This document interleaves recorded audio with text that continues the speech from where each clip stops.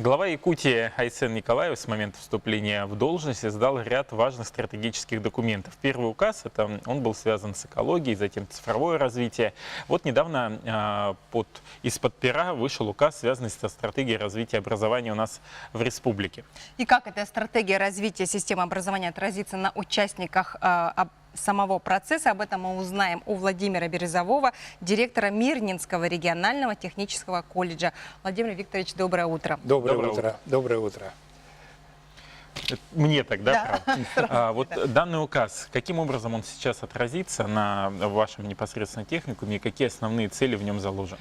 Ну, давайте сначала в двух словах, собственно, о самом указе, что это действительно это очень важный, очень своевременный документ, своего рода дорожная карта, адресованная и в первую очередь правительству Республики Саха-Якутия, главам районов, всем участникам, субъектам образовательного процесса, который рассказывает, каким образом в течение 6 лет республика должна достичь очень ясных, конкретных результатов, войти в число 15 лучших регионов в сфере образования. И вот там прописаны конкретные действия, конкретные сроки, конкретные исполнители, что нужно сделать. Причем это касается всех ступеней образования, начиная с дошкольного образования, с возраста 6 лет, кончая и студентами, и работниками. И там затронуты все сферы деятельности, но в первую очередь, разумеется, это комплексное поднятие уровня образования по всем направлениям. Мы должны, с одной стороны, сохранить национальную самоидентификацию, сохранить родной язык, а с другой стороны, учитывая, что мир очень динамично развивается, мы должны использовать мировые тренды.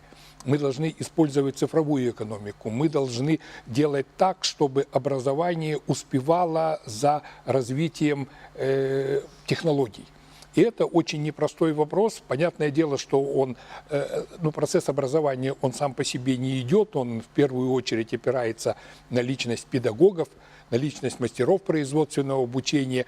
И таким образом вот этот вот указ, он комплексный. Он охватывает всеобъемлющие направления работы. Я слышал, что среднему как раз профессиональному образованию там отдельное внимание уделяется. Да.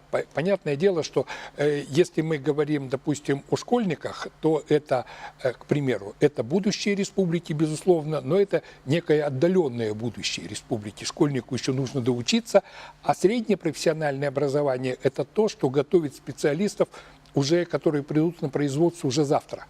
И от того, какое будет среднее профессиональное образование, будет формироваться производственное будущее республики. Поэтому в этом указе отдельно сказано о том, как будут развиваться учебные заведения, как должны оснащаться учебные заведения, как должны участвовать они в конкурсах профессионального мастерства WorldSkills. Это очень важно. И на основе этого, как будет оцениваться работа системы профессионального образования. А самим студентам что это даст? Самим студентам, понятное дело, что это в целом повысит уровень и качество обучения, образования и, как следствие этого повышения уровня подготовки специалистов.